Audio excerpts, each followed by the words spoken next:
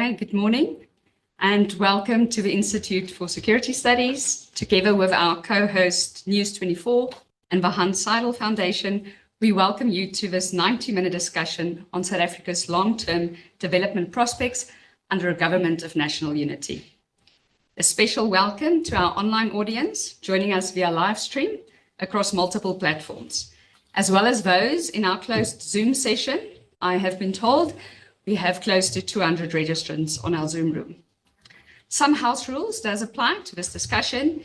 Chatham House rules does not apply because we are streaming live, so you might be either quoted or misquoted without your express permission. Also note that we will be launching an evaluation poll towards the end of the session.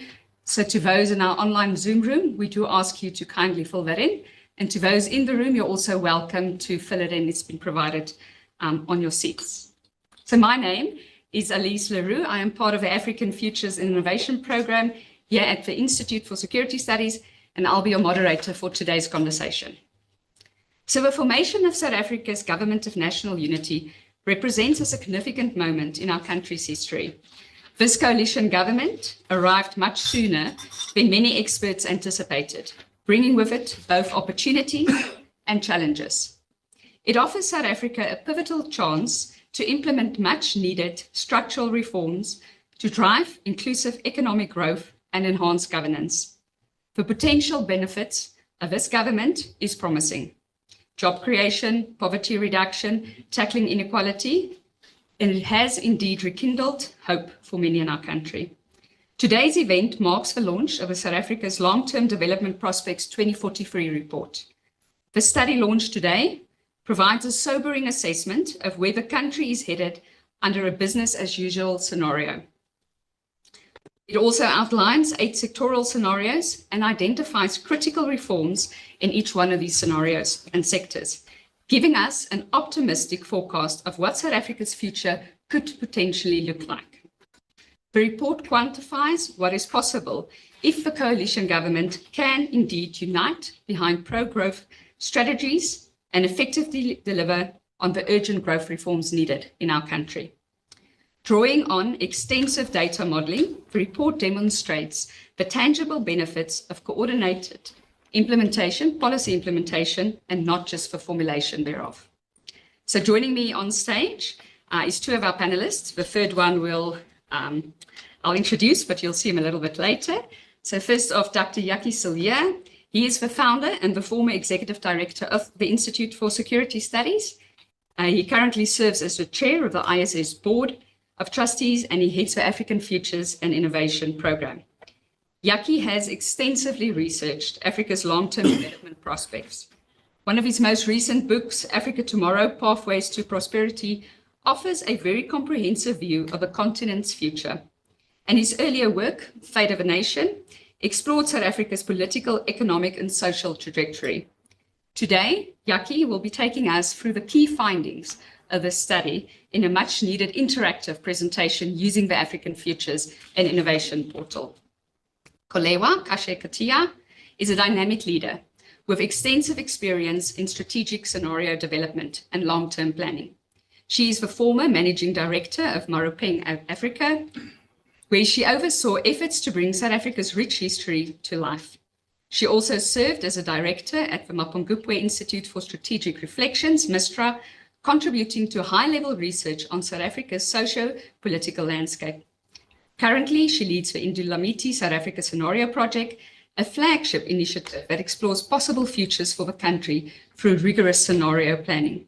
Her expertise in big-picture thinking and her ability to navigate complex social, economic and political dynamics will offer valuable insights today as she reflects on the findings that we'll be presenting today. Desigan Naidu is a scientist, indeed a leader, and an activist for positive social change. He currently heads the Climate Adaptation Unit at the South Africa President Climate Commission, and is also the head of the African Climate Risk and Human Security Program here at the Institute for Security Studies. He serves as president of Human Right to Water and is a founding member of the Water Policy Group.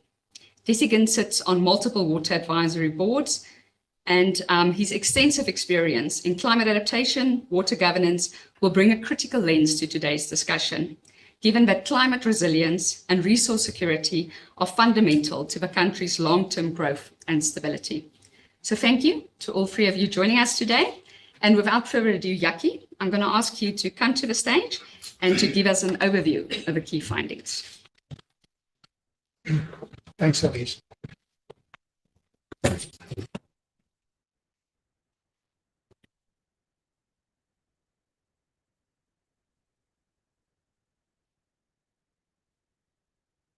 Good morning, ladies and gentlemen, and thank you very much, Alize, for that great introduction.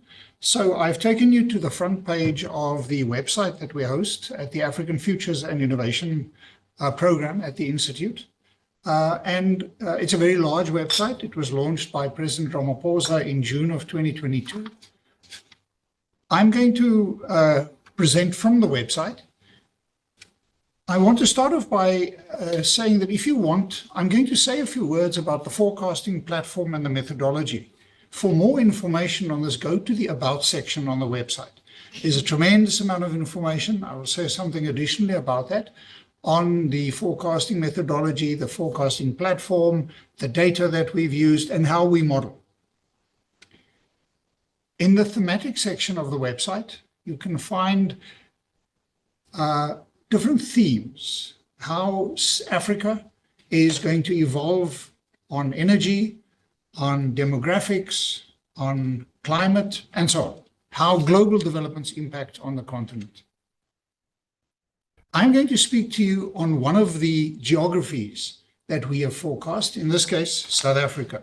So I've opened up the menu, you can scroll down, and we've done forecasts for each African country, for each regional economic community, country income groups, and so on. Each one of these is quite extensive. So the South African forecast is a page on the website. If you scroll down on that page, on the left-hand side, a content menu will appear. And the content menu provides you with a menu, an index of what is on the website. It's freely available. Everything I'm going to present to you is available on the website, plus much more. There is also a link where you can click on the charts and so on. So I'm going to use this, what we refer to as a slider, to take you through some of the essential characteristics, elements of South Africa's long-term future. This is a depiction of the international futures forecasting model that we use. As I indicated, more information is available in the About section. IFS is a model of models. It is hosted and developed at the Pardee Center at the University of Denver, and we use this model. It's consistently being updated. It is free and open source, including the relationships that drive the parameters when we intervene. So you can drill down and see where the data comes from and so on. It is a model of models. So what I'm showing you, without discussing it, are the largest submodules that constitute the model as a whole, which is highly integrated and interactive and quite complex. It is without a doubt the single most comprehensive forecasting platform that is freely available. This is what we do, typically for every geography in Africa. We look at the current path forecast, that's the bottom arrow. And then we typically model, so that's where the country or the geography goes, given current circumstances, history, the context. And once we've done that, we have, for what I'm going to present to you, we model 8 sectors. We model the impact of demographics and health, agriculture, education, manufacturing, infrastructure and leapfrogging, free trade, financial flows, and governance. There are 8 sectors. What we do in each of these 8 sectors is we benchmark what would be possible for South Africa, given its level of GDP per capita, education, and so on, in a single positive scenario. And then we combine this to look at what is South Africa's potential. In a sense, what we model is where South Africa is headed on its current path, and then what is its development potential if all good things come together. Of course, it is unlikely that that will happen. We don't have a crystal ball. We cannot predict. We can do scenarios and where we look at what is potentially possible. But those 8 sectors I'm going to present to you very briefly. Now, we do this for every African country, for every regional economic community, and every income group in Africa. That's why there are more than 4,000 charts on this website. There's a lot of data. Data has a constraining effect on you when you do forecasting. There are many of us that, and I also started, that did sort of blue skies thinking. This is where we would like to be. But once you start using data, it sort of cramps your style. So we do this for every geography. And then once we have done that, that's in the middle of the diagram, then we also look on the website on the impact of climate change, energy, employment and jobs, gender, and how global developments impact on Africa. Each of these themes are in the thematic section on the website and are quite extensive and quite comprehensive.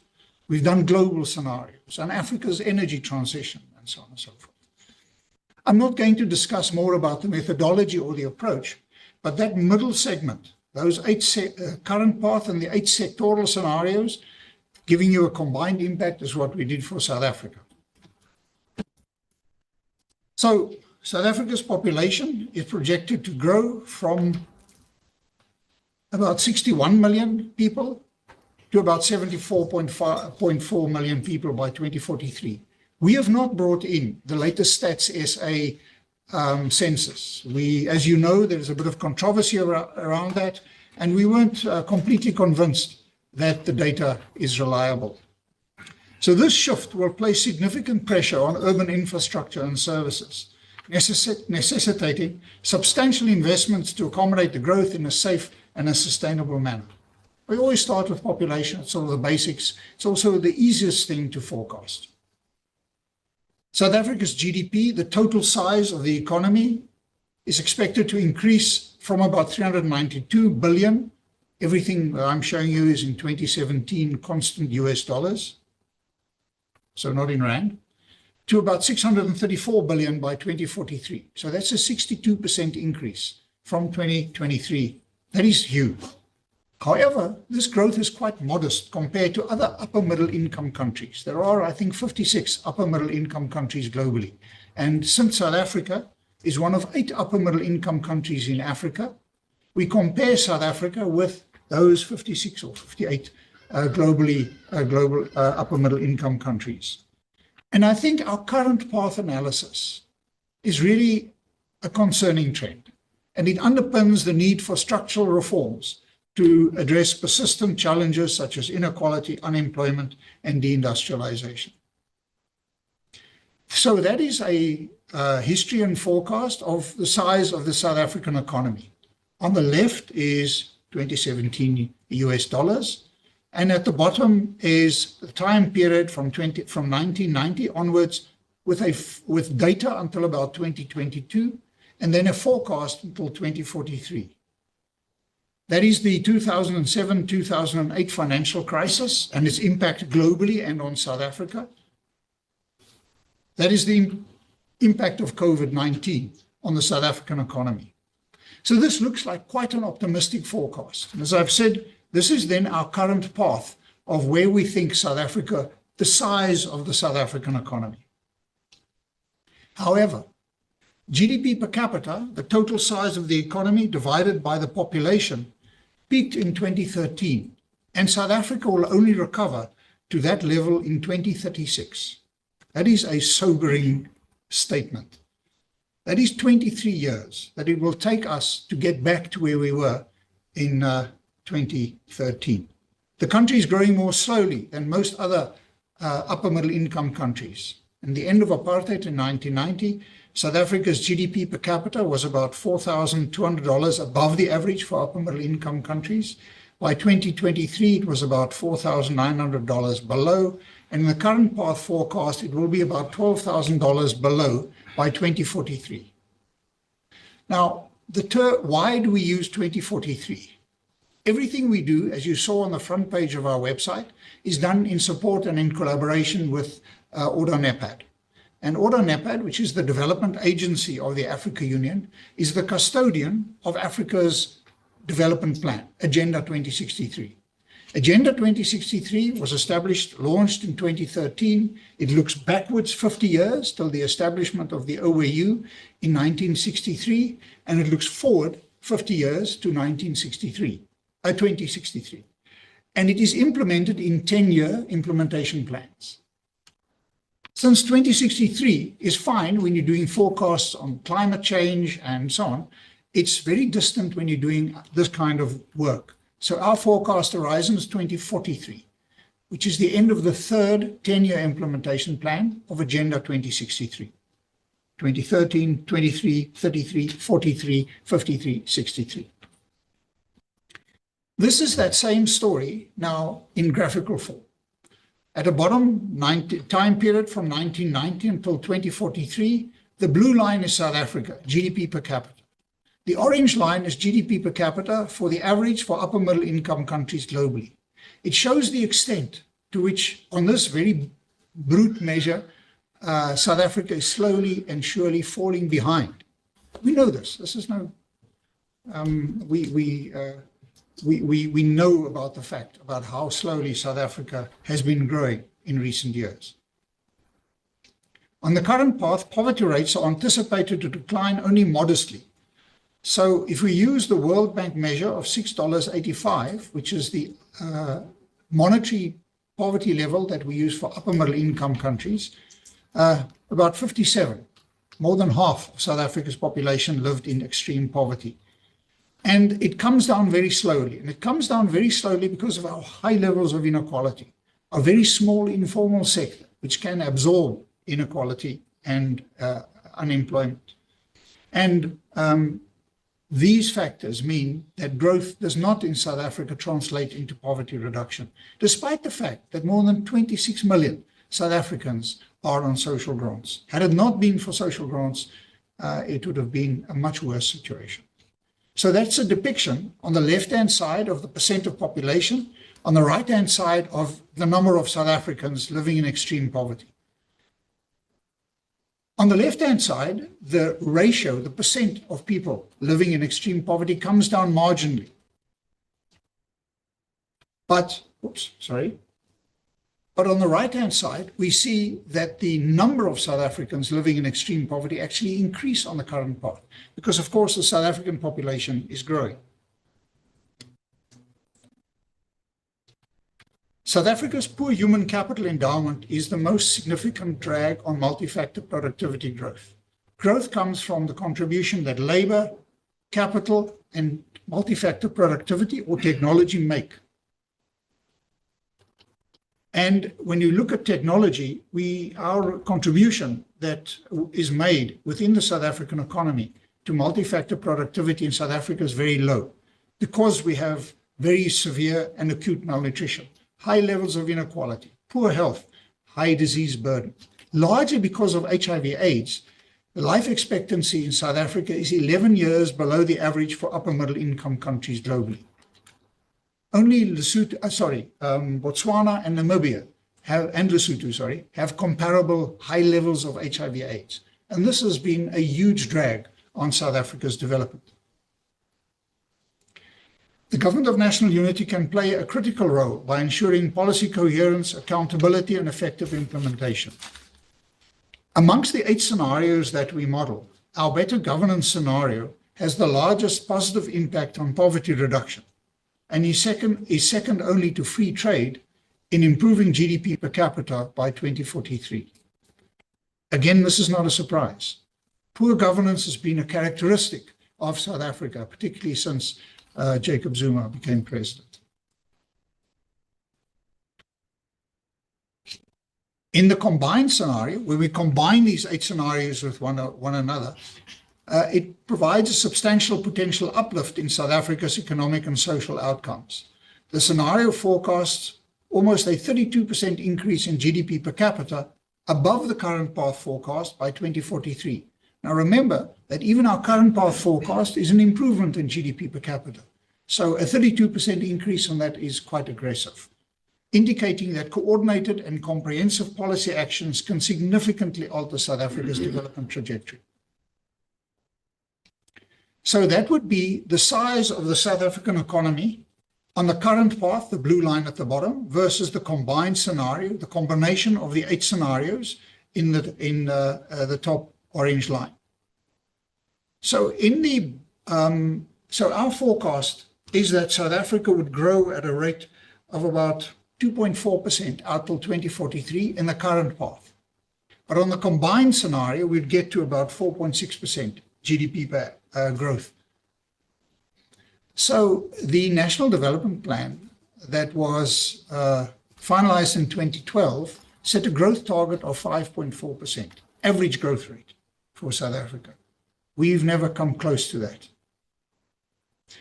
And this is the problem exactly when you use data and you use modeling to look at the long term. Where you want to go and where you could go are very different. The free trade scenario, where we model the full implementation of the African Continental Free Trade Area, delivers the largest increase in GDP per capita, followed by better governance. In the combined scenario, GDP per capita would be about 32% above the current path, equivalent to almost $5,000 per person increase. These are the contributions of in GDP per capita for each of the 8 scenarios.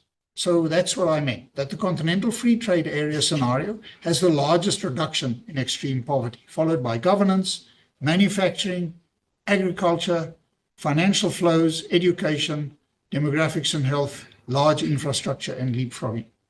So what we did in the first scenario, the Continental Free Trade Area scenario, as I've indicated, we modeled the impact of the Continental Free Trade Area on growth. And we benchmarked that with, for example, what the World Bank had done. On governance, we look at 3 dimensions of governance. We model each. We look at security, capacity, and inclusion, and their combined contribution to growth. In manufacturing, we look at the improvements in productivity in the South African economy, and we model how that could contribute to an economy that, according to some, for example, Professor Black at the University of Cape Town, has significant potential to increase employment, reduce unemployment. Agriculture was one of the surprises for us, that the contribution that the agricultural sector can make to South Africa's growth to GDP per capita is significant. The Western Cape is the area that has the largest that is South Africa's agricultural heartland.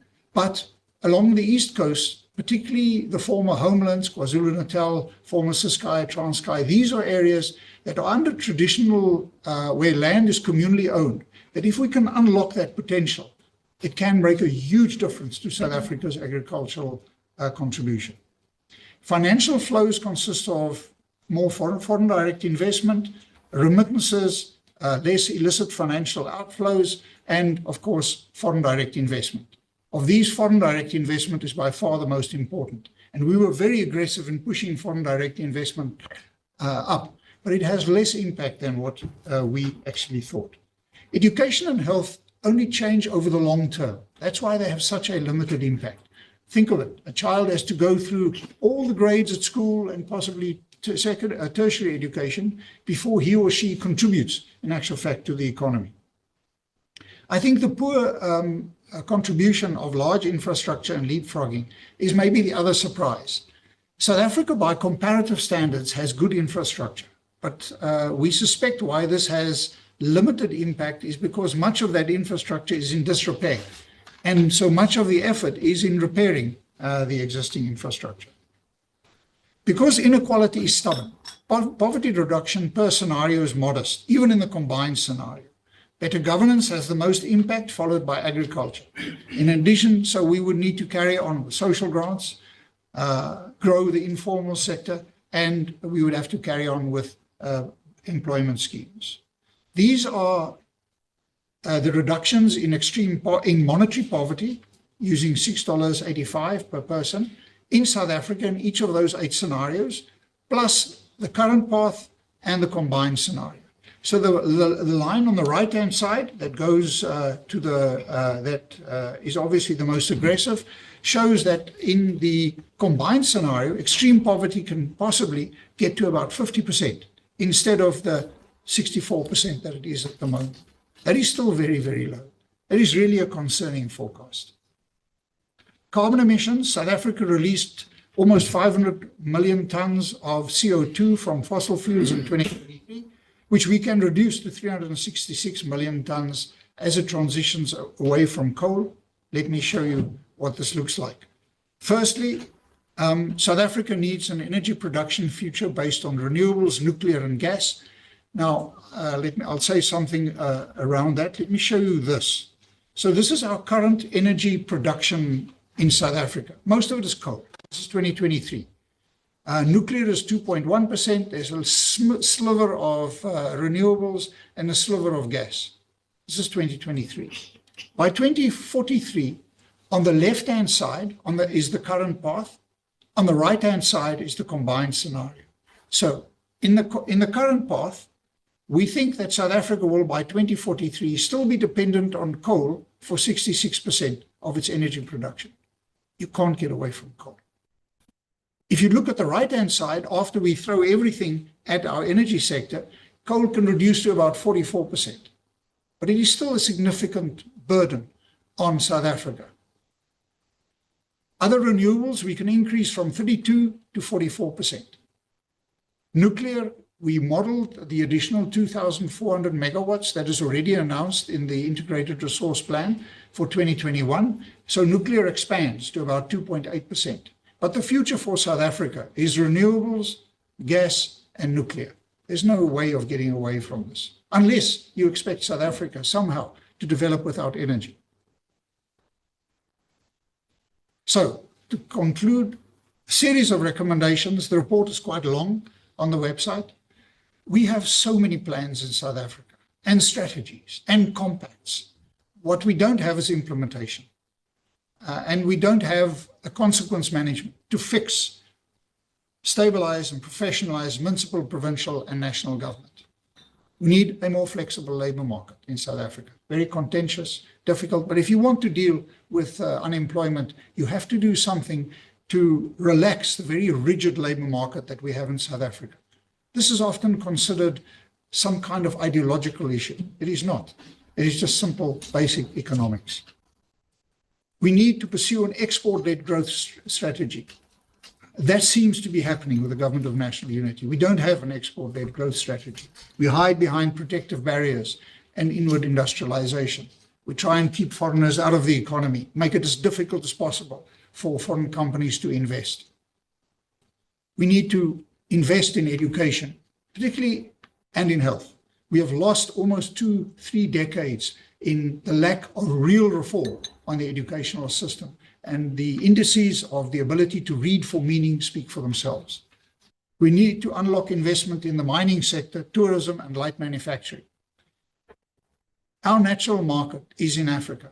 It's the only area, Southern Africa, where we can compete against China. But what has happened is Chinese industrialization and the growth of China into the manufacturing hub of the world has decimated, amongst others, the South African manufacturing sector. We need to reestablish our ability to compete in Southern Africa. Land reform in the former homelands with appropriate infrastructure and financial support can unlock a revolution in agricultural production. Politically very, very difficult.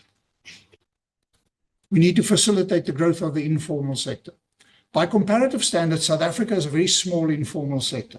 And growing the informal sector is a way to absorb people into some type of productive activity, reduce inequality. We need to climate-proof all new investments, and we need to invest in renewables, gas, and nuclear. Can't get away from it, much as we would like. We need to make the country safe. And as the Institute for Security Studies, we have done a mountain of research on this area. What is lacking is leadership and reform of the criminal justice system, and of course the political support. And at the moment, what we see in the country is, of course, a deliberate fight-back campaign by the state capture units politically and otherwise, to try and halt reform. Because, of course, this is a question of, are we going to go into orange overalls or not? We need to ensure the rule of law. And then, if you want to grow a country, you need to find a way of building social inclusion. Hugely difficult for South Africa, given our history, our legacy. We will at some point need to find a way to move towards a class-based analysis instead of a race-based analysis.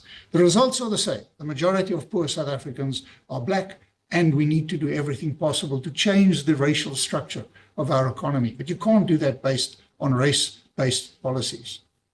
So, Alize, thanks very much. That's the summary of the recommendations and the done in partnership with Ordo NAPAD, the Hans Seidel Foundation, and Sweden. Thanks very much.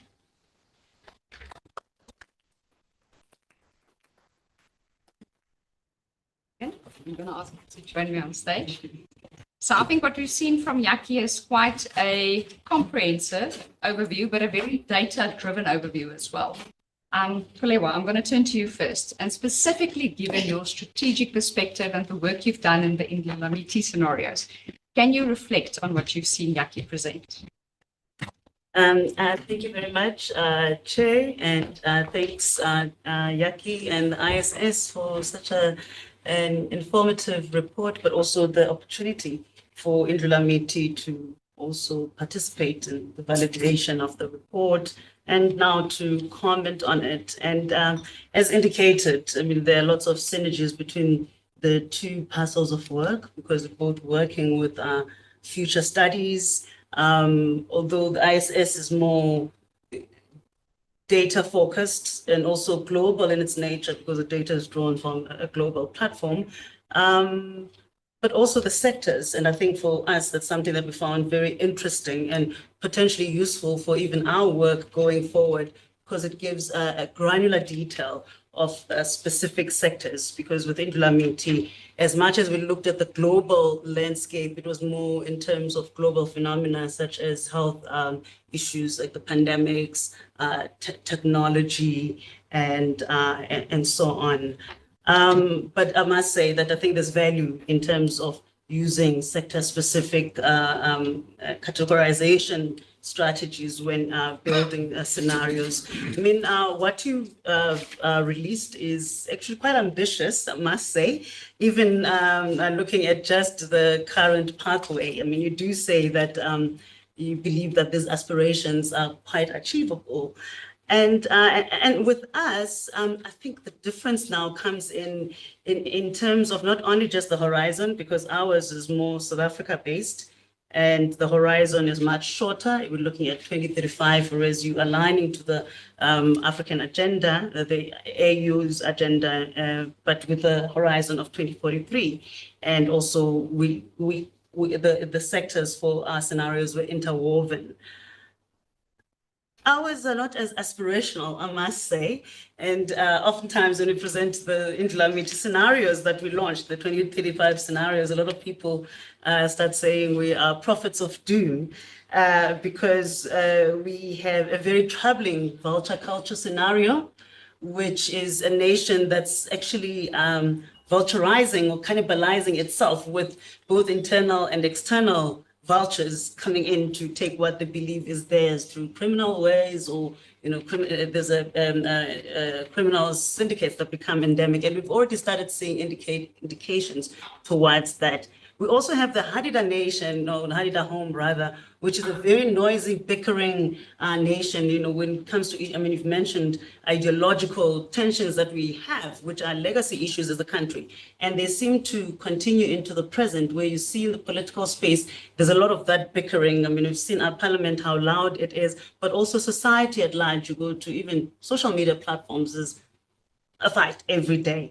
So there is that scenario. Even the most popular scenario, the Weaver work, which the president seems to like, and I've seen many other analysts referencing this Weaver work scenario because it's the most positive Indlulamithi scenario. But even that, before it gets to that cooperative coalition government, that the precursor to that is an implosion, actually, a very popular uprising from below by the people.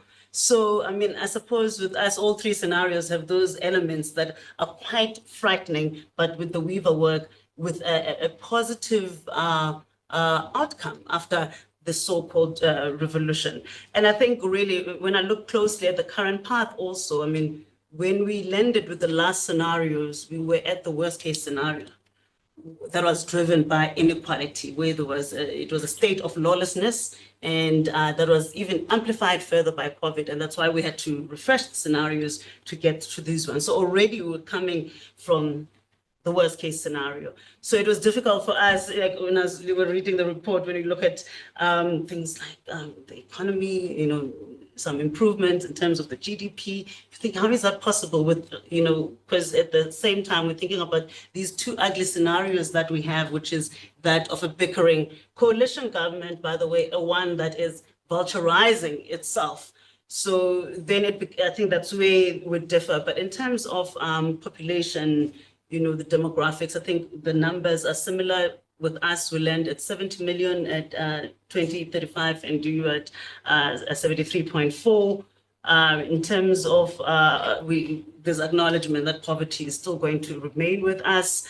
And in terms of agriculture, which is interesting, it's the same kind of positive outlook in terms of the potential the agricultural sector has in all the scenarios, really. I think it's something, even when you look at all the reports around the post-COVID recovery, it seems like agriculture has that potential to take the country forward. And I mean, as I've said, with economic growth, you know, our role in the African continental free trade area, I mean, we've got two scenarios where even other African countries start discrediting, you know, the political system in South Africa as a result of, you know, all the problems that we see happening from 2024 election into 2029 election, then 2034. And so that's where we differ there. But also, I mean, I don't know how the government, even in the current, like in the current pathway, how it can have an impact on poverty reduction, you know, because the way we saw it is that it just gets worse. If it's the current pathway, then it will be worse. We're not sure which way it will be because we'll wait for the barometer. But my own personal thoughts would be maybe it would land us in the Hadida nation, which is a very noisy democracy, which doesn't really have any outputs, but to just argue and bicker on the basis of, you know, political or ideological underpinnings. In terms of the combined scenarios, that is now the the 8 sectors. Once again, I mean, we struggle with this difference in terms of the GDP because we don't see improvement in the economy unless that rupture happens, and then we have the Weaver work, and that can only start being felt, you know, post 2034. So I suppose with us, it's really there was a lot of focus on the politics, which are shifting. I mean, the political landscape is shifting every day, even with the formation of the government of national unity. We've seen several shifts happening since the May 29th election. So that is one element where I think maybe creates this, you know, difference between the two scenarios. But also, I mean, when it comes to the conclusions and way forward, the idea of collaboration, paying attention to ethical leadership, that's where we find each other again, because those are key ingredients if we were to even imagine the so-called social compact that we like to reference. I want to make a note on methodology, because I think for us, it's like the biggest difference in terms of the methodological approach. And I think one of our reference group members, when we validated, spoke to that about, you know, as much as there's data and there's all the systems and models and so on, what we need to pay attention to is the human, you know, the value of the social sciences, anthropology in terms of the methodological approaches. I mean, we struggled when we started with the first scenarios because we found that even when we went and engaged, because our methodology is intuitive logic approach, which entails engaging with experts. But when we recruited those experts, we found that it was usually men that were above 50. So we had to go back to the drawing board and pay specific attention to the South African demographics, pay attention to the fact that there's more young people, they're in the majority.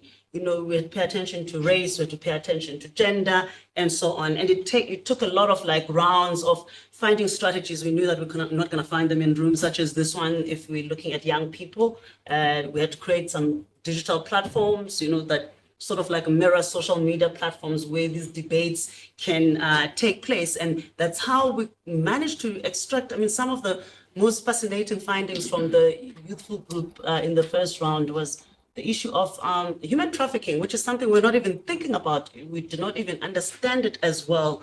But because they're the ones who are unemployed, they're the ones who are looking for jobs, and they're the most vulnerable to human trafficking. It came up and we had to take it seriously. So even with the second round, we had to pay attention to the humans to contribute. So we had lots of interviews, lots of workshops, lots of focus group discussions. And I think it could be an added layer, because then I think that's another influence in terms of the difference. I mean, I speak of this a rupture.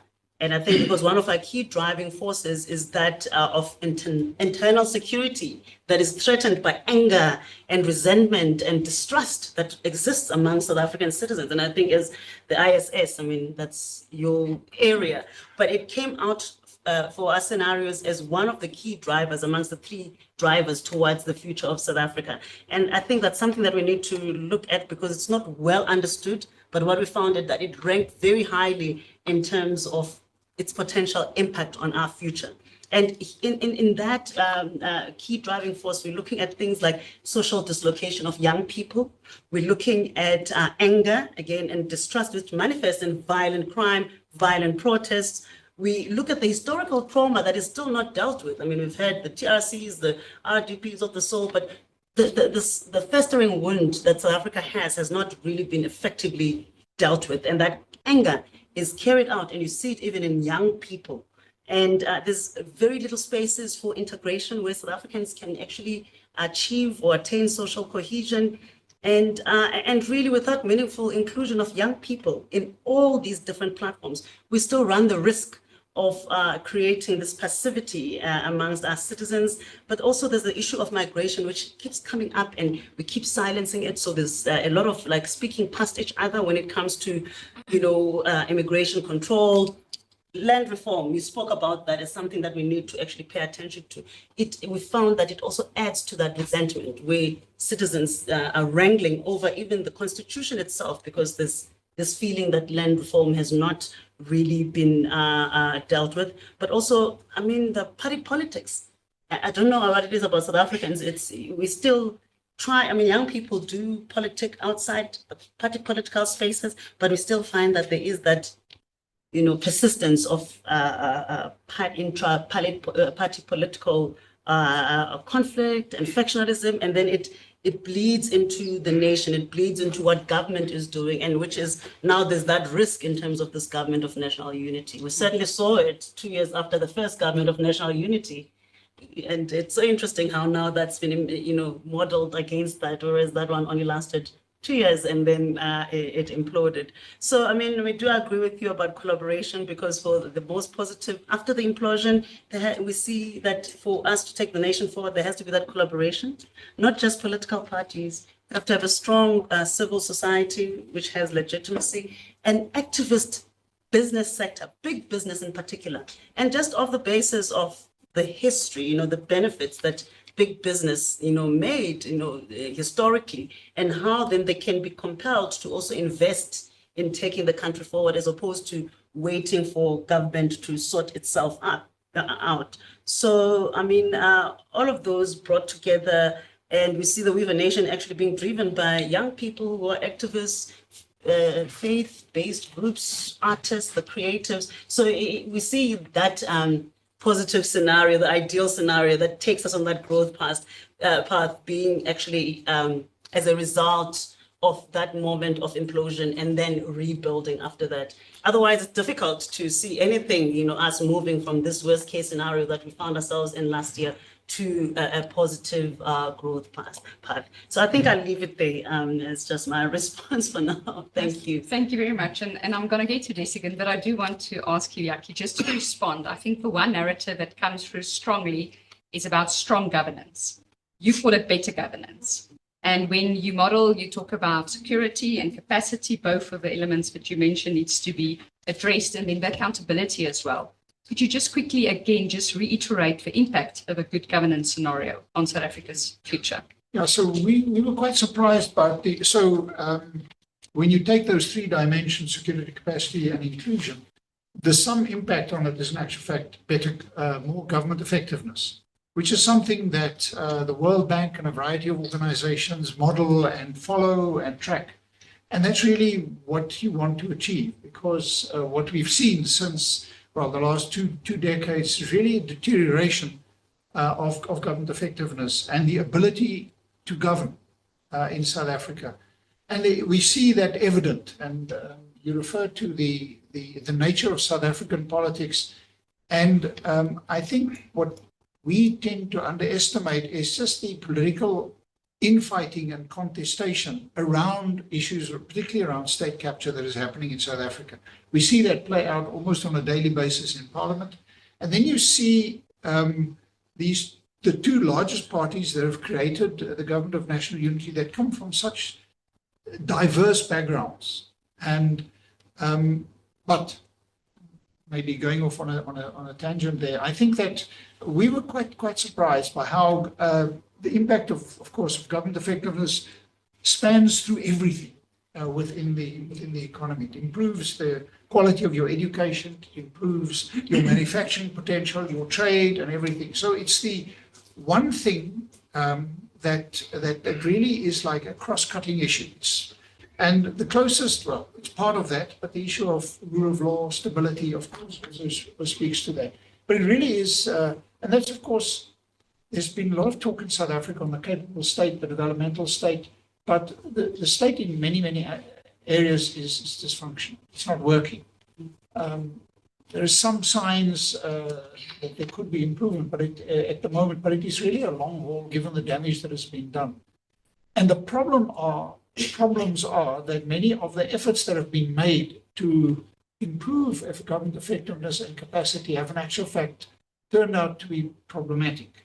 And we can speak about some of them, but what has happened is that government in South Africa is done what the old National Party government has done by bringing people in. It's become an employment agency, but it doesn't in today's modern world add effectiveness on implementation. And modern technology can do so much to improve the way in which we govern. Just simply listen to the reforms that can happen, how SARS operates, or how we can improve home affairs. These are all ways in which we can improve government effectiveness. And I think our argument is not for a larger government, but it's certainly for more effective government, for a more efficient government that uses modern technology and doesn't try and compensate for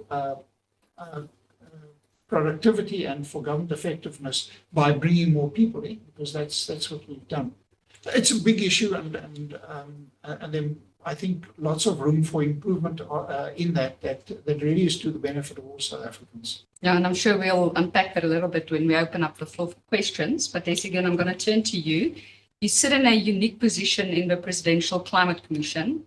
So I want you to reflect on Jakkie's presentation, but I also want you to make comments specifically on the forecasting regarding the energy transition mix. And I do see there's already coming quite a lot of questions coming through on our Zoom room about the role of nuclear, renewables, gas in South Africa's future. So I'm going to hand over to you.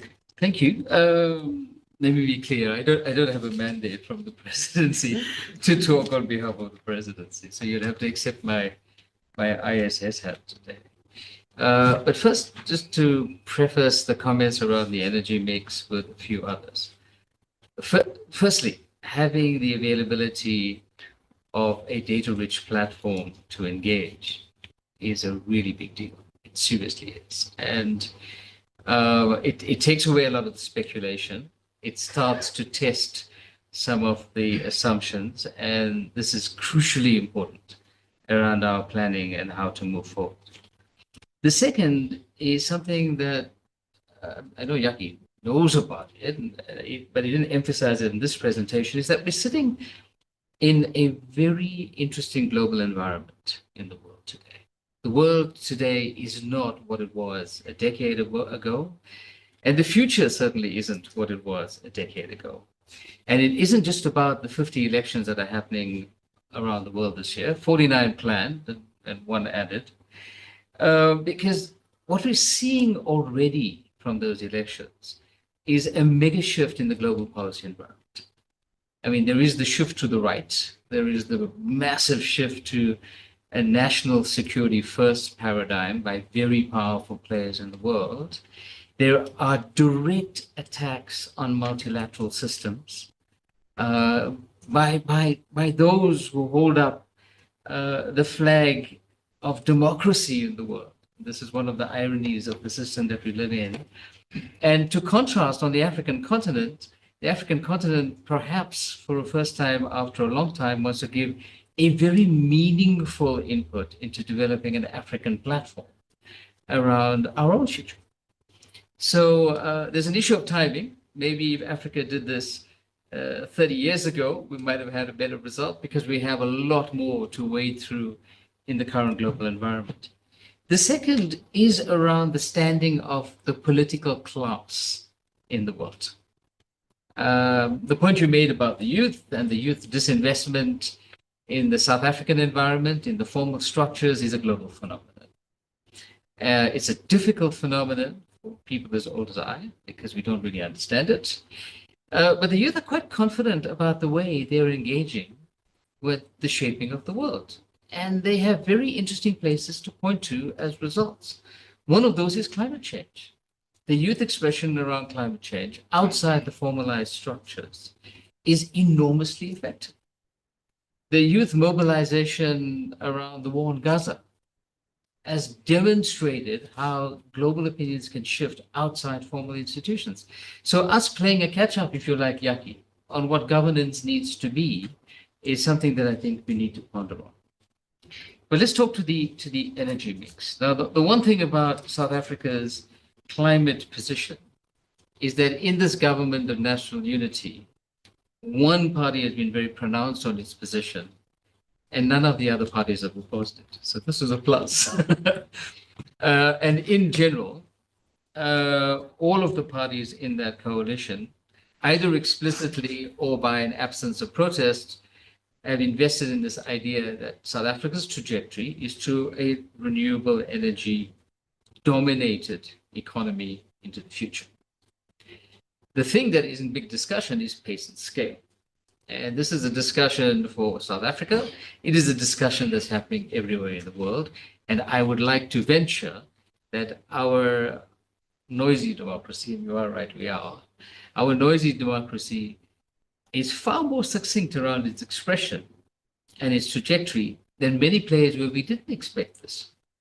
I mean, our European colleagues and their massive turnarounds associated with the Ukraine war in particular and the energy security of Europe, in spite of the reassurances that it's a blip, a small turnaround to get back on the pathway, given the big shifts to the right wing in both the European Parliament elections as well as elections in various countries, including Germany coming up next year, is indicating that it might not stick in the same way that it had before. So we have that as a plus.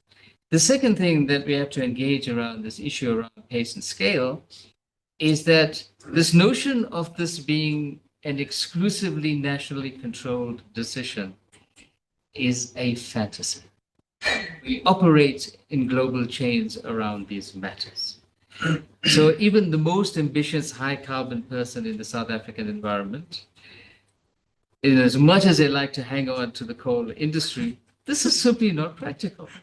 You're going to be completely isolated from the world, not only on the basis of trade, because the CBAMs are very real. And the CBAMs, as many expressions in different parts of the world, there are carbon barriers now. There have been carbon barriers for at least 20 years. They're just going to get much, much more intense going into the future. You also need to look at the positioning of the high carbon players in the current global environment and what they're doing. I mean, when China says it's 2070 for their net zero, it probably is 2060, and they're peaking in 2035. And India is exactly the same trajectory. The entire global industrial structure is going to be based primarily on renewable energy systems. South Africa has to wake up to that reality. This is not an independent decision in your backyard. It is part of a very global decision. So there are two instruments now that are being debated intensely. One is the IRP, and this is the Energy Mix Plan, and we're talking about an IRP 2024. I think it might be an IRP 2025, but late in 2024, around getting that mix right. And that mix is about two things. It is about what the endpoint is, but it is about the transition. That's going to be the expression. It's not just saying this is what we need to do in 5 years. It's going to be saying this is what we need to do in 5 years in order to be at net zero in 2050. And that's an important expression.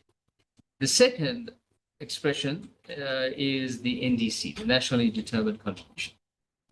Now, the world was taken with the ambition that South Africa expressed in Glasgow. We took a very ambitious plan. You talked about some of the data associated with that plan. On the back of that, I would argue that it captured the interest of partners in a very positive way. This thing called the JET partnership, this 8.5 billion, which is closer to 11 now, because other partners have joined, drew the interest on the basis of a high carbon developing country making a very ambitious push to be in another space. And we are getting that dividend. Arguably, others are also getting the dividend because there are JETPs now in many other parts of the world. But this movement, I think, is irreversible. So the debate right now is around what is South Africa going to register next year in the UNFCCC around the new NDC. Are we going to maintain the ranges that we talked about? Are we going to get more ambitious about those ranges? Or are we going to fall back on the back of what has become a very powerful voice to maintain a slower movement to decarbonization? What does it mean for the specific technologies? Well, the chart that Jakkie put up around the renewable energy part of the mix is almost already a reality. As we sit here today, there are 6 gigawatts, 6,000 megawatts of renewable energy in build. It's happening. It's going to be there. That number can double very easily in the next decade. It can triple, actually, because the cost of the technologies is another factor that's come into the mix. Our ability to put those things onto a more reasonable grid space with things like microgrids and mini grids, it's all starting to happen very rapidly.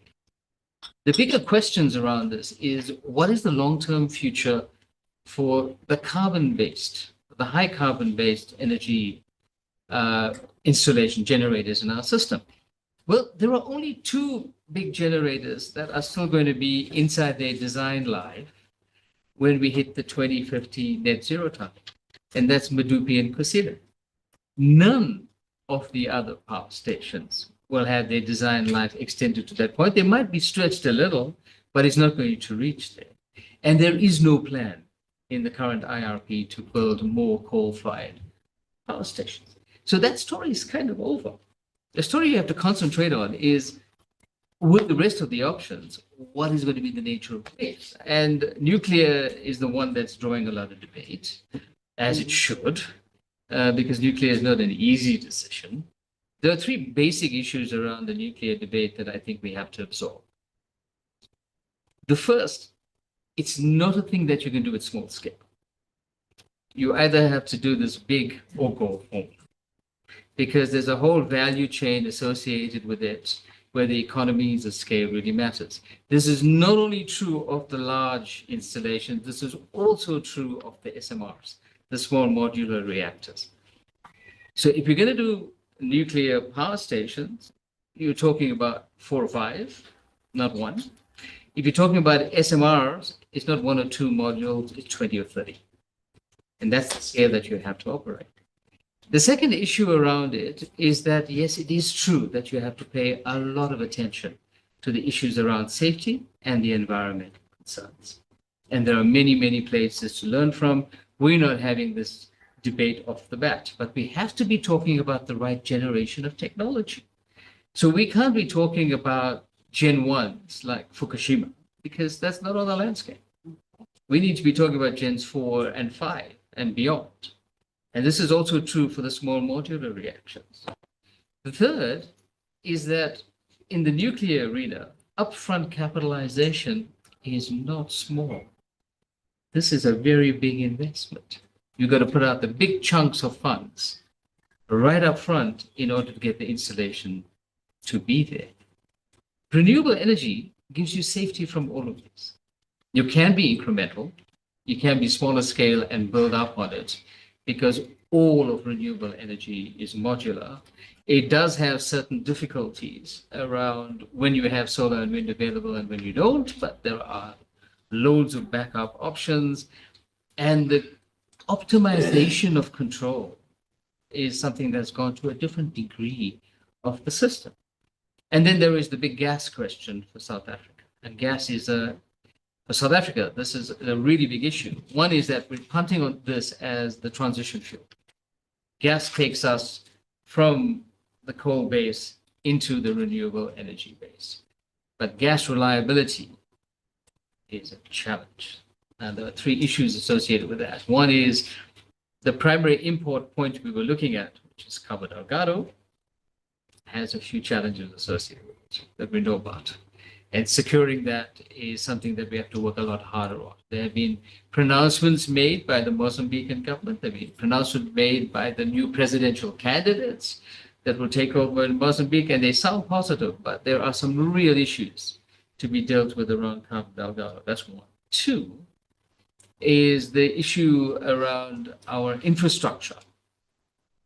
So if you're taking gas from far away to where you need it, you need a gas pipeline infrastructure. And one of the lessons that we have from a country like the Netherlands, for example, is that when you do the switch, you could be sitting with a stranded asset that you can do pretty much nothing else with.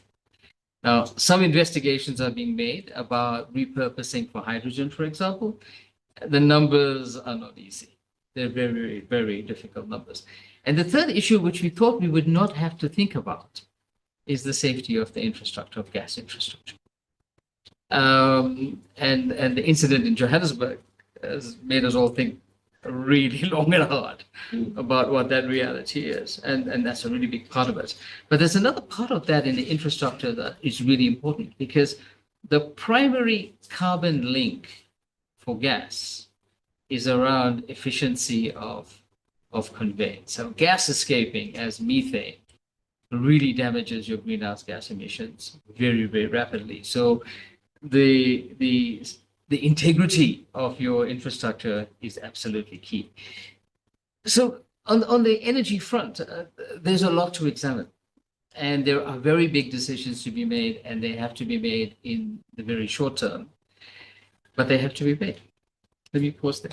Yeah, thank you. And I think a lot of the questions that was posed online as well around the role of nuclear and gas, Desikan has now answered. So Jakkie, I want to give you just 2 minutes to respond to that, but I want you to focus on the work that the Institute has done with regards to Africa's energy transition, but to keep in mind that this is a South Africa discussion, so just bring it back to South Africa. Yeah. But just because of this specific point around gas being a transition fuel and the role of SMNR technologies in South Africa's future, I want you to briefly touch on that in the context of Africa. Thanks, Alize. And I should just mention, you didn't mention that Alize is a co-author on the South Africa study, and we jointly worked on a big study that we did on Africa's energy and climate transition. I'll just summarize the short version of that. So when you look at, so Africa suffers from huge energy poverty, and it has a very large and growing population. So energy demand from Africa and Africa's associated carbon emissions are going to go through the roof. And we modeled what is possible for Africa to get rid of coal, to get rid of oil, to reduce oil and gas.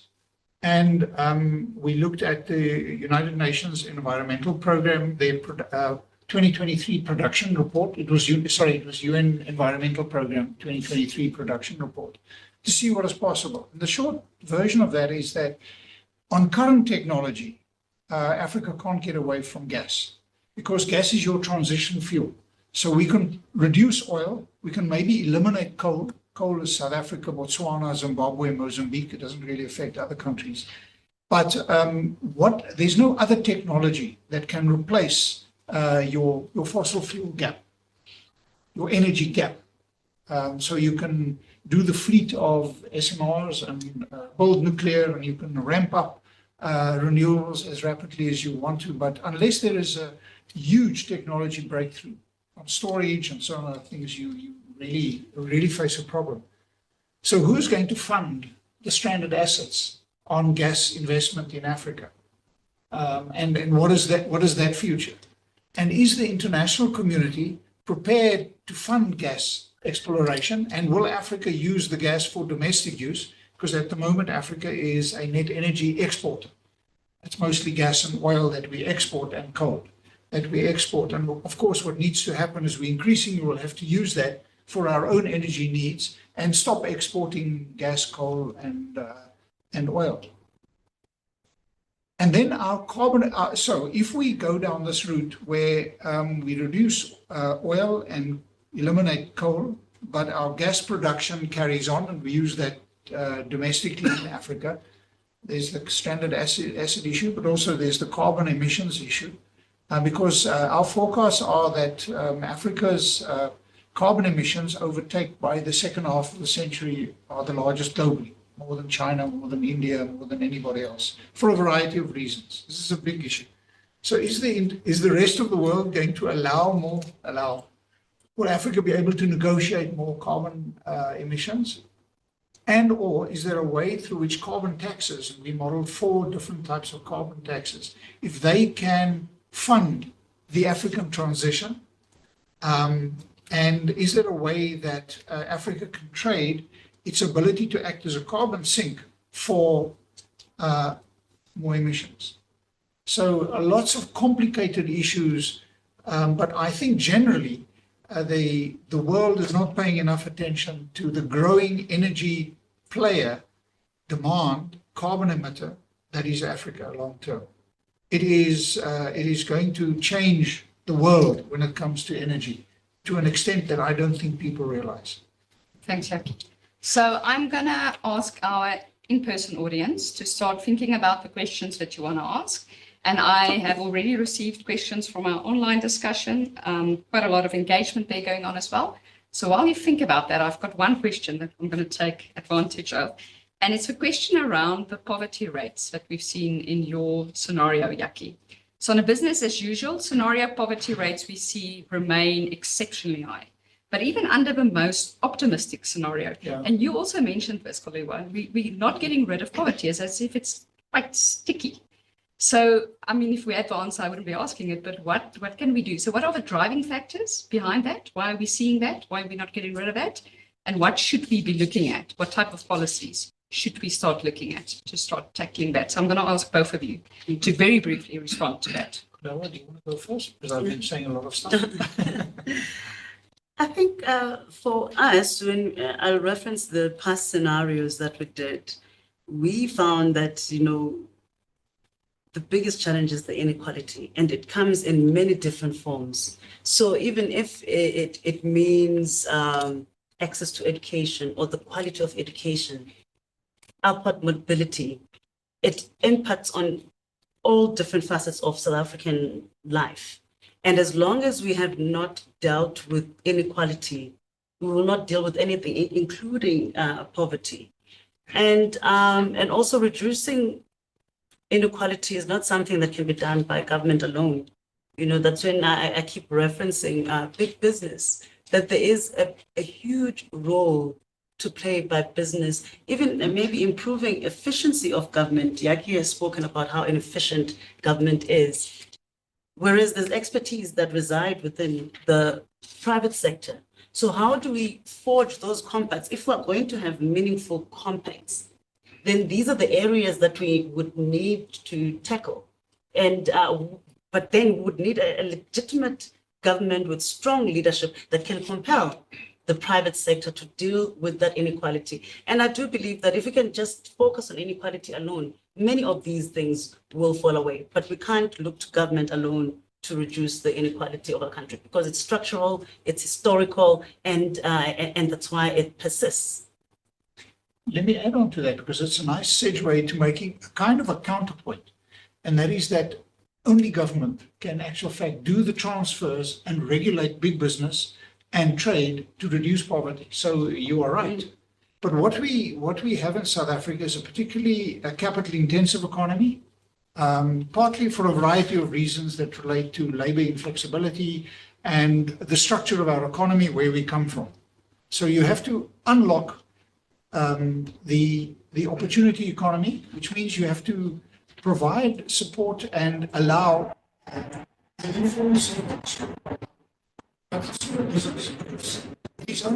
business, micro business, medium business that will actually provide the.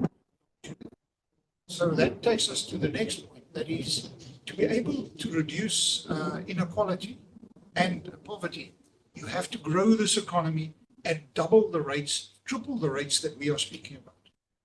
I don't know how we do that. We model it and we throw everything at growth, but it's not growing rapidly enough. But the first requirement is you need rapid, inclusive growth.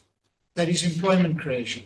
So we say there is your light manufacturing, there is tourism, there is agriculture, and these kind of sectors that can contribute to this. But that you will, on top of that, have to carry on with social grants and expand them. You will have to have employment schemes and expand them while you change the way in which our highly concentrated economy operates. It's a complete sea change, I think, of how we operate. And probably the most powerful amongst those is just allowing entrepreneurialism and the informal sector in South Africa to flourish.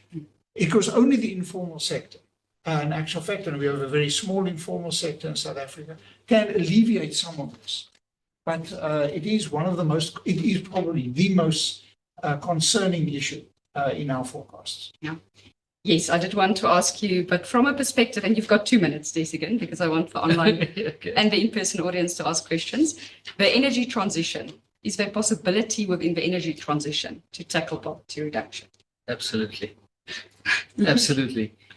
Look, all of what both of you said are absolutely true. The inequality issue is massive, and it has to be dealt with. It has to be dealt with much more robustly than we are currently dealing with it. And it needs a policy environment that is more aggressive. But on the issue, let me start at this point. I saw a presentation by Rob Davies, was a former Minister of Trade and Industry, and he did a plot of our economic policy, the main economic policy instruments over time, and then overlaid that on a job creation line.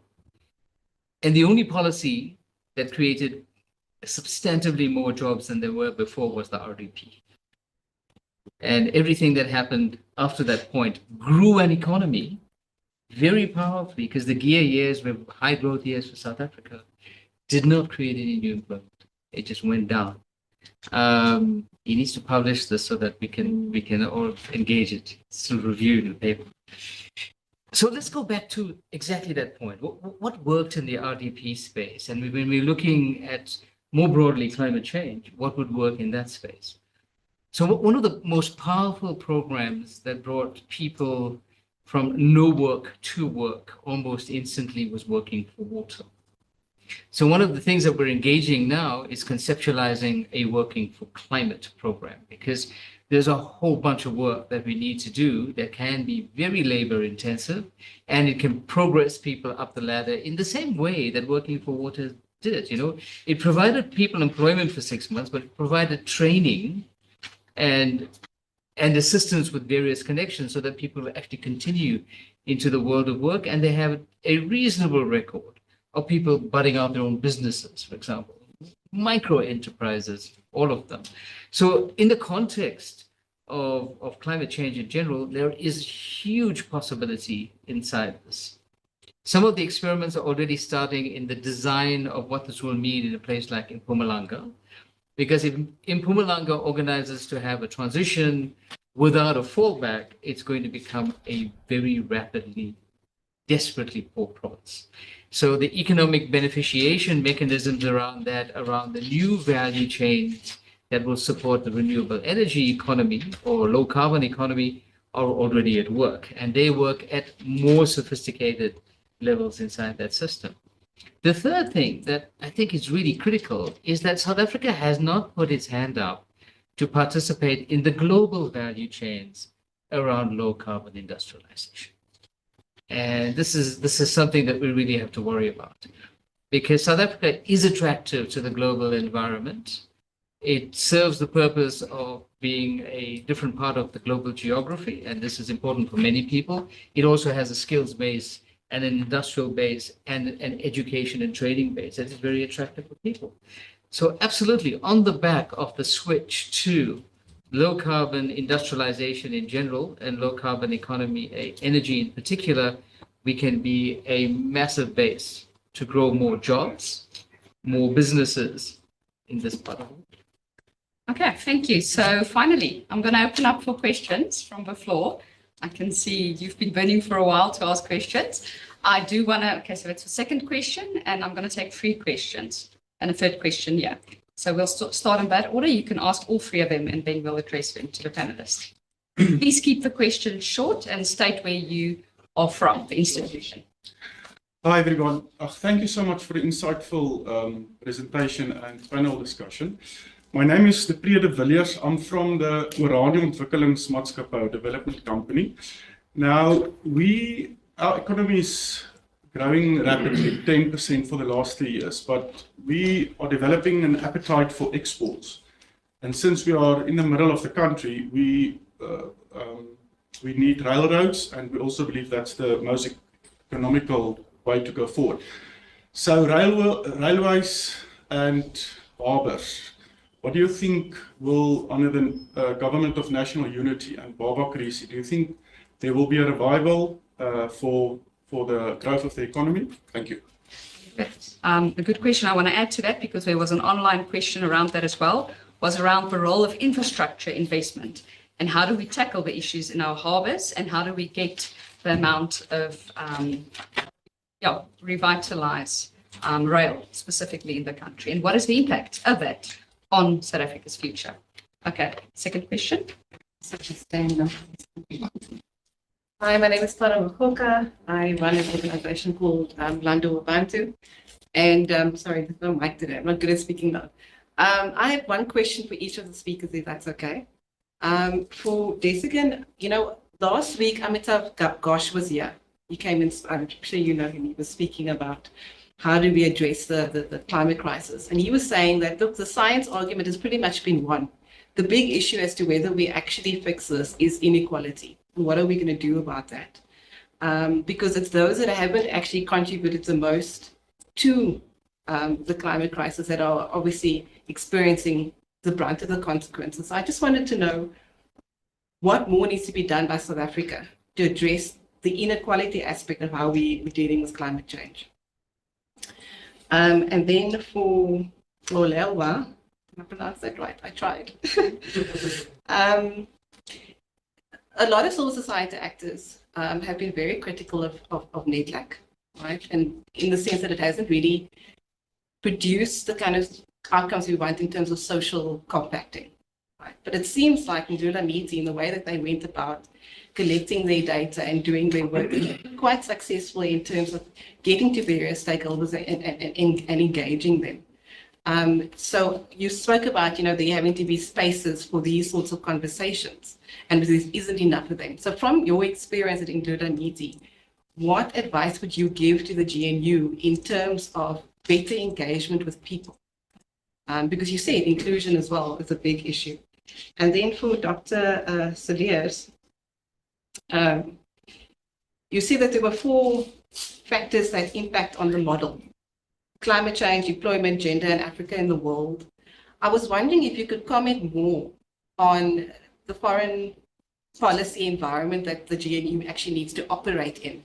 Because even if we had perfect capacity at government level, those things are still having an impact. Because, I mean, if you look at the campaigns of the various political parties that are in the GNU leading up to 2024, most of them did not actually focus on foreign policy or an analysis of the, global environments. I just wanted to hear from you.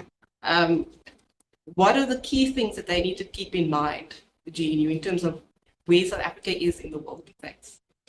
Okay, then that was one and the last one. Thank you. Thanks for the presentation. My name is Alize. I'm a scholar of future studies. I'm got a master's in future studies. My question relates to you made a scenario, called the future scenario. So last week you made a point which I agreed with in your conclusion. You said that as long as we do not have a consensus or a vision for the future, we not to build anything towards the future because we do not have a vision for the future. Now my question becomes, what informs the scenarios if we do not have an ideal state? Because the ideal state, if I do a forecasting or forecasting towards something, if I do a backcasting or do a backcasting from something, so now we do not have an ideal state. So a person who does the scenarios, for instance, for a tree house, will come with different scenarios, or a person who's doing scenarios for a floating house, or a person who does scenarios for a house on a cave. These are three different houses. You're gonna demand different methodologies to build these houses. Now we do not have an end state of a house, what house we're building. So that means then it's difficult to measure the scenarios that are proposing. What is it for?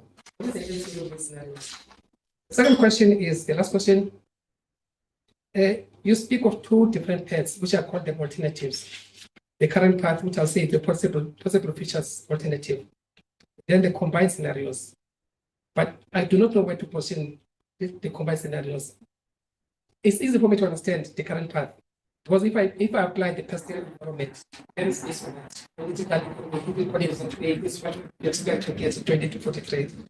But then what informs the combined scenarios? Combining different elements without explaining the pastoral environment, for me, doesn't assess me. What kind of pastoral environment do you require for it for that combined scenario to be what it is, to present alternative results, which are much more preferable? Also, lastly, is this combined scenario a probable alternative or a preferable alternative? Thank you. Okay, Jakkie, I'm going to start with you. Can I go and show something there? Yes, but you have 2 minutes. But I would like you to please respond first to the question around infrastructure and the role of infrastructure investment, specifically around rail and harbour in South Africa's future. Thanks, Alize. I want to, because it's been raised a number of times, I just want to go back to that's not okay. To our website. Sorry, I can't see. There's the pop-up is now on my screen. Let me see if I can get rid of it. Okay. So I'm back on the website, and I'm going to go to the themes where, okay, there we are. Apologies, I can't see on the screen now because I'm going to close this. Okay. So this is our theme where we looked at Africa and the world. And basically what we did is we looked at how global developments impact on Africa. So there's a long document that relates to how global developments impact on Africa and its so on and so forth, and including a series of scenarios and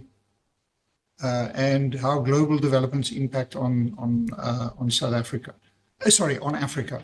Those are the 4 global scenarios that we created, and we model each. What is the impact of those different worlds? A sustainable world, a divided world, a world at war, and a growth world on Africa. Now, what we have modeled in actual fact, in what I presented to you on South Africa, is part of this world, a sustainable world. It's a world that is pro-growth, a world that there's reform of the international financial institutions and so on and so forth. And that world is quite unlikely. Our current trajectory is somewhere between a fragmented world and a world at war. So those implications spill over across across South Africa and everywhere else. So that's just a big caveat. I think that addresses in terms of where the scenario fits in. Could you maybe address the infrastructure question? Okay, so we know what the challenges are with regard to infrastructure, and there is significant effort being made through the presidency and elsewhere to deal with the infrastructure backlogs. But it seems to me that only the comprehensive involvement of the private sector, which is where government is going, can really unlock both rail and harbours. And I think relatively rapid change is possible if we see what's happening and how rapidly we eventually manage to turn around with the energy challenge. But having said that, I mean, our biggest short-term challenge is water. It's not electricity or infrastructure. Is that okay? Yeah. Anything else? Okay. I do think the report also clearly states that the investment in infrastructure is critical to unlock the continental free trade agreement and the value that South Africa can reap from that, as well as to lead this manufacturing export-orientated growth path.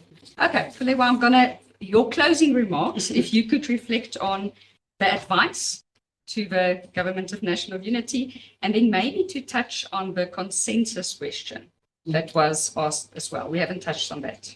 The consensus question, and I think there was, I think actually they all linked the question around NEDLAC, because that's where all these things come in. And I mean, if the Government of National Unity is looking at creating a weaver work nation, there has to be, first and foremost, that coalition government would have to be a listening government, and that is listening to its citizens. Right now, we don't have the culture of politicians that listen to citizens, especially the majority. Again, going back to the demographics, who constitutes the majority? It's young people, they're Black, and also the most vulnerable to be young women, Black and rural areas. Do we have an understanding of what the challenges are within those spaces? Now, when it comes to consensus, I mean, social compacts, which now I think relates to the question. There is this idea that for compacting, you have to have full consensus. But I mean, learning from the CODESA moment, even there was no full consensus. There was sufficient consensus, however. And I think there has to be that understanding that sufficient consensus is actually good to take the country forward and for the greater good, because then you spend all your time negotiating and consulting and trying to please everybody, and which is what we tend to do. Now, that consensus-making platform has been the NEDLAC. And I suppose that's because since our transition into this new dispensation, NEDLAC, through the Act of Law, the NEDLAC Act, was the one that was given this role or function of compacting, you know, first starting with the dialogue and then forging a compact. Like since the days of the RDP, it was actually meant to take forward the work of the RDP, the work of the TRC, and so on, that unfinished project. But what we've found is that NEDLAC has become a bargaining platform that is dominated by business and labor. And even there, it's not, you don't have representation for the informal sector in terms of business, even though we know the potential of the informal sector. You don't have sufficient representation of all labor unions. There's all this gatekeeping. They'll be told that you need to be a federation. So, you know, you have the dominance of COSATU, which is waning really in society, but they still hold power at that NEDLAC platform.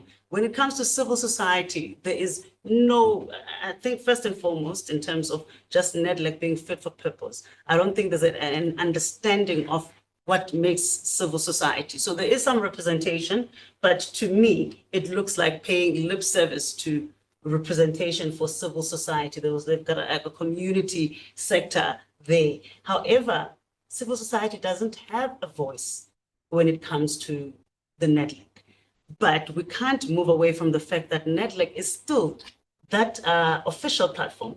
But also another fault with NEDLAC is that in terms of government representation, we believe that the location of NEDLAC with regards to government is not appropriate, because the representation is by labor, And I think that's why you find this shift towards it becoming this bargaining council for labor relations issues where unions slug it out with business. However, they're forgetting the bigger role that comes to societal issues. So when it comes to that location, what we recommended when we did the research for Netlec was to say, perhaps it should be located at the highest office, not at the Department of Labor.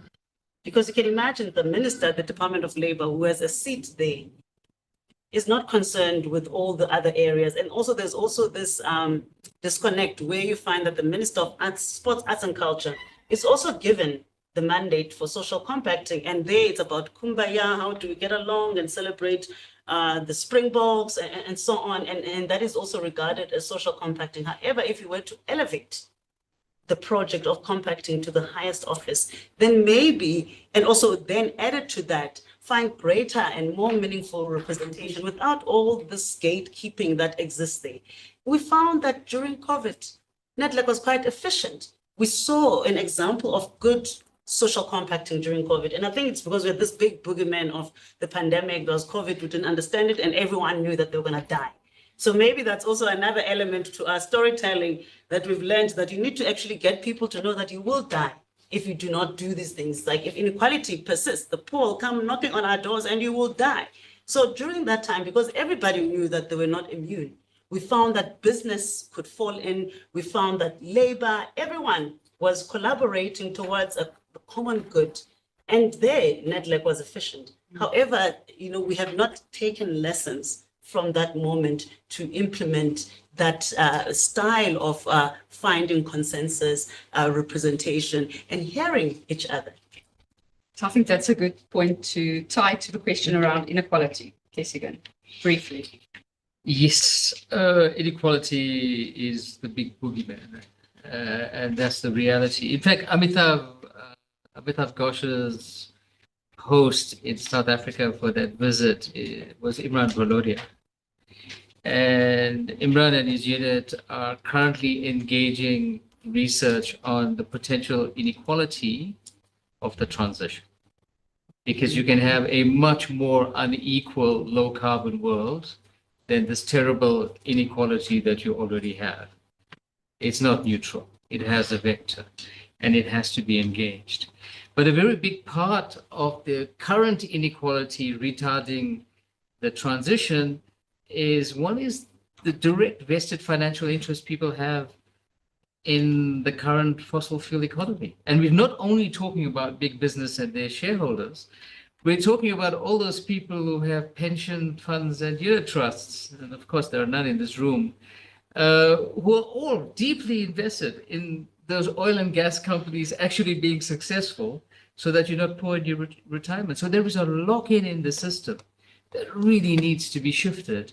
And some big movements have been made, but then also had very difficult threads. One was the Scandinavian insurance funds and pension funds that made a policy declaration on the shift, but haven't actually been able to do it because there are rules in the system that are quite severe. So one of the rules in the system is that you can have a shift in policy if you can guarantee that they won't have any negative financial implications for your members. So you have to guarantee an income from an economy that you still are investing in before you can make that switch, all of which organizes for us to be in a stratified system. So what would break that? And the thing that would break that is radical policy decisions to make those shifts. If we don't manage to do it, if we simply rely on diffusion and osmosis, it's not going to happen. Okay, so I think it brings us to the end, but I do see Muletsi got your hand up on the online platform. If you want to quickly take the stage to either ask your question or make your comment, that will be the final one for this session. Thank you, Madam.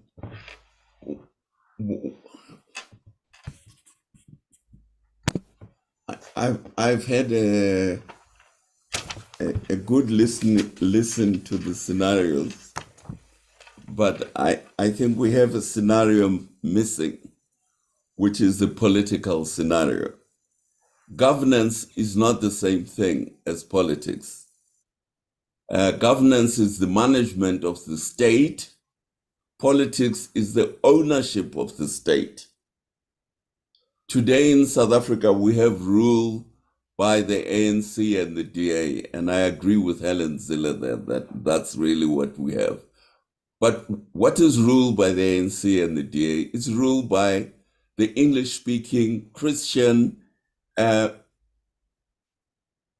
middle classes of South Africa. That's really what ruled by the ANC and the DA adds up to. So I disagree with Jakkie observation that the two political parties come from very diverse backgrounds. They don't. They come from the same background.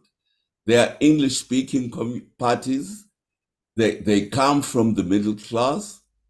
They are aspire to an Anglo-Saxon political culture. Mandela has articulated this very well. But there are other social groups in South Africa. So we are having today in our politics political rule by the middle class, the Black, the African, and the English-speaking middle classes of all races.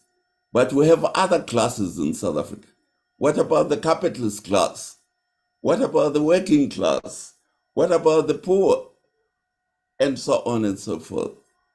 So I think there is another scenario that Jakkie has to start working on. That is my suggestion, Madam Chair. Thank you. Thank you, Melixi, and I think a good point taken. Can I conclude? Do you want to? Just can I make two brief points? You can make one brief point.